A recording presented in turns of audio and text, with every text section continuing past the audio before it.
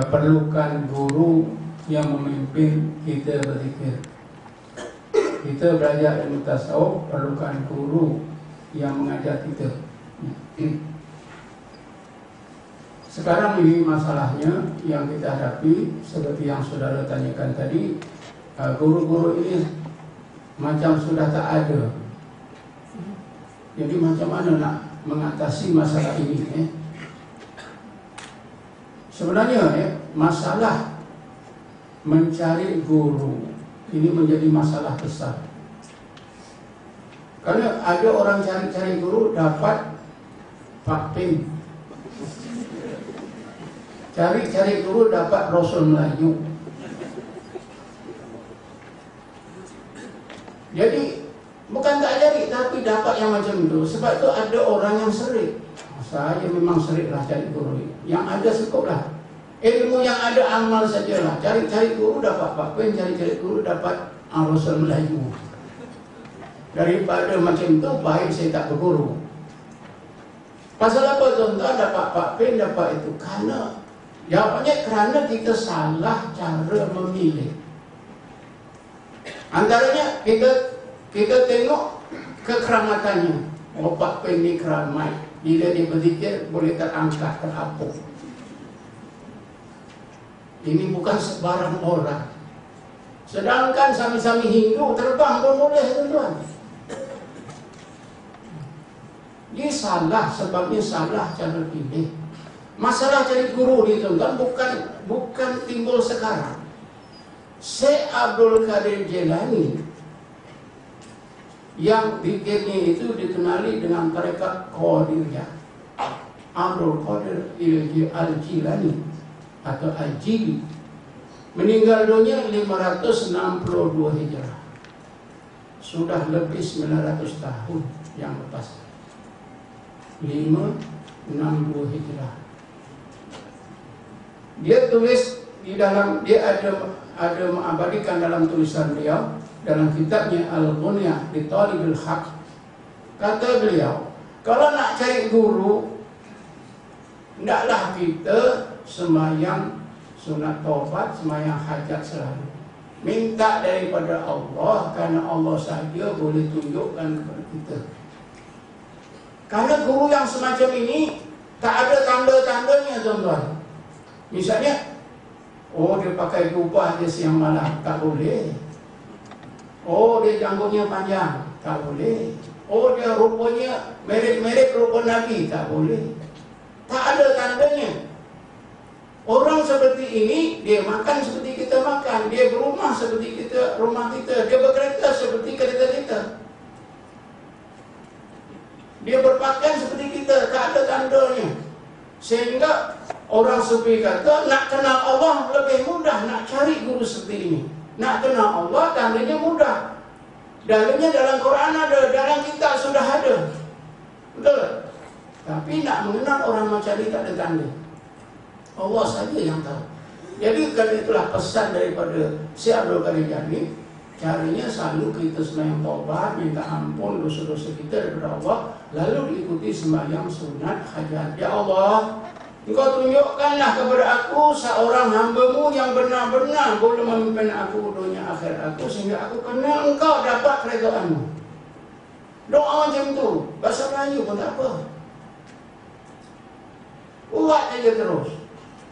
Insya Allah satu masa Allah Ta'ala akan campakkan kita, dampingkan kita, temukan kita kepada orang semacam ini.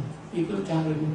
Lalu pesanan ini, tuan-tuan, ya, pesanan Syekh Abdul Qadir Jilani ini pada abad yang ke-6 diulang lagi sekali oleh seorang ulama yang hidup di abad yang ke-10, yaitu Syekh Abdul Wahab Syahrani, meninggal dunia pada tahun 974 Hijrah. Dalam kitabnya Anwarul Qudsiyah, beliau mengatakan perkara yang sama, mengajar kita perkara yang sama. Dia mengulang apa yang Syekh Abdul Qadir Jilani ingatkan kepada kita. Main taubat, main hajat, minta kepada Allah. Inilah jalannya. Karena itulah Syekh Abdul Wahab Syahrani ini dikata, Di kota Kahira ini kemana aku pergi, orang ramai yang sungguh-sungguh nak cari guru. Mereka kata guru-guru seperti ini dah tak ada sekarang, sudah pupus. Sedangkan aku dengan rahmat Allah sudah menemui 70 orang ulama di Mesir ini yang boleh dijadikan guru. Tapi orang ramai kata guru sudah pupus. Apa sebab tuan-tuan? Karena Syekh Abdul Wahab Syarani dia sebenarnya tobat, sebenarnya hajat selalu. Tunjukkan aku ya Allah ulama yang mampu memimpin untuk mengenalkan aku kepada Allah. Satu hari Allah tunjukkan kepada Syekh Abdul Wahab Syarani seorang buta. Seorang buta bernama Ali Khawas. Buta. Lalu dia bergurulah dengan Ali Khawas ni, kata.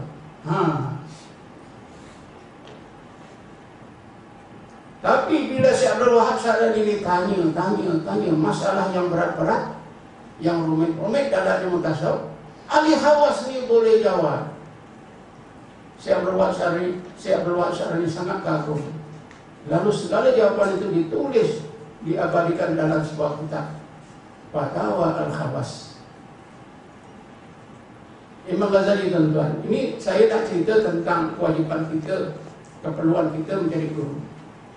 Imam Ghazali, dia belajar ilmu tasawuf ini agak lewat, umurnya sudah tua.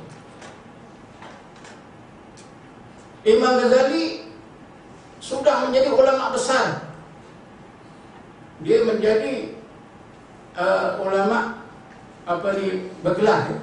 Imam Ghazali sudah bergelar Hujjatul Islam, menjadi salah seorang tokoh ulama ahli sunnah wal jamaah.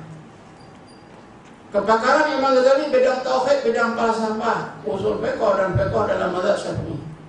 Dia sudah menjadi tenaga pengajar di Madrasah Nizamiyah di kota Baghdad. Tapi Imam Ghazali merasakan dia mesti menjadi seorang guru.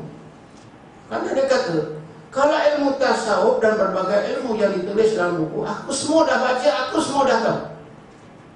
Tapi yang aku tak dapat ni, yang aku belum dapat, ialah ilmu yang hanya boleh dicapai dengan dua perkara.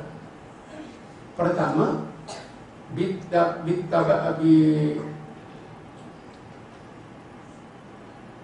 bitabadulis sifat, dengan bertukar-tukar sifat hati. Daripada jahat kepada baik semakin baik. Daripada taubat kepada sabar, kepada syukur, kepada khauf, kepada tawakal, kepada redha. Yang keduanya secara zauqi. Ilmu yang boleh didapati dengan dua cara ini aku belum dapat. Karena itulah aku cari guru. Dia cari guru, jumpalah seorang tukang tenun kain. Namanya Yusuf Nasas. Nasas itu artinya penenun kain. Yang sepatutnya Yusuf Nasas ini, tukang tenun kain ini, belajar berguru kepada Imam Ghazali. Tapi kenapa Imam Ghazali turun ke bawah? Imam Ghazali ibarat mengajar profesor universiti. Kenapa dia terpaksa turun? Belajar seorang tenun kain. Tapi ini janganlah samakan Pak Ping dengan Rasul Masud tadi, tuan-tuan. Itu lain. Jadi Imam Ghazali belajar selama 11 tahun. 11 tahun, tuan-tuan. Barulah dia dapat apa yang dia mahu. Barulah Imam Ghazali itu mampu menulis kitab Ihya dan kitab-kitabnya di bidang ilmu tasawuf. Dan inilah yang saya nak, yang kita perlukan, guru yang macam ini. Imam Suyuti, hafiz bidang hadis, apa kurangnya? Meninggal dunia tahun 911. Dia berguru dengan seorang ulama biasa bernama Syekh Muhammad Al-Maghribi. Patutnya Muhammad Maghribi belajar dari Imam Suyuti. Izzuddin Ibn Abdul Salam meninggal dunia 660 Hijrah. Hujjatul Islam juga. Dia pakar di bidang fiqh. Kenapa dia belajar dengan Abu Hasan Sazali? Begitulah tuan-tuan. Jadi saya fikir saya jawablah soalan tadi. Cara nak cari selalu main tobat, main hajat. Dan itulah yang saya buat dahulu tuan-tuan. Saya dah ngajar universiti, kalau fikir-fikir apa kurang ilmu. Tapi entah macam mana, ya, keberkatan kerana ayah saya pun dia seorang ahli tarekat Qadiriyah. Saya masih ingat bila bangun malam saya terjaga pukul 2, pukul 3. Ayah saya sedang tahajud, sedang berzikir. Tasbihnya yang besar itu kena dekat tikar mengkuang, berbunyi. Sehingga saya terkejut. Saya tengok ayah saya sedang berzikir. Agaknya keberkatan daripada ayah. Bila saya dah jadi pensyarah, baru ada kemahuan nak cari, nak belajar, nak berguru. Kalau saya tak belajar pun, saya fikir saya tak boleh bercakap hari ini. Guru saya itu seorang imam yang sudah besar, imam sebuah masjid di kampung. Tapi dia berilmu tuan-tuan. Ilmu tauhidnya Masya Allah. Memang kalau dari segi kitab tauhid, insya Allah saya lebih. Tapi tauhid amali, tauhid yang diamalkan, dipraktiskan, memang sangat halus. Misalnya tuan-tuan, kita sedang bertukar hari Jumaat, jam menunjukkan sudah 12.30. Murid yang bertukar ini pada masa itu saya ada, Tuan, ini orang dah lalu lalang pergi masjid tuan. Kita nak pergi tukar, kita nak terus sekejap lagi. Dia marah tuan. Dia marah pada murid dia. Awak ni aku dah hajar, apa pun kerana Allah.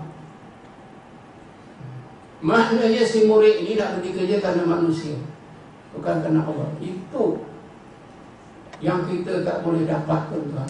Ini tauhid yang sangat halus. Kalau tauhid yang dibaca, saya dah ada. Tauhid yang semacam ini, secara tauhid amali ini tidak ada. Saya dapat belajar tauhid amali ini daripada guru saya, seorang imam biasa. Jadi sedikit sudah saya jawab. Mungkin ada soalan lain? Tak tahulah. Ada lagi masa? Ada.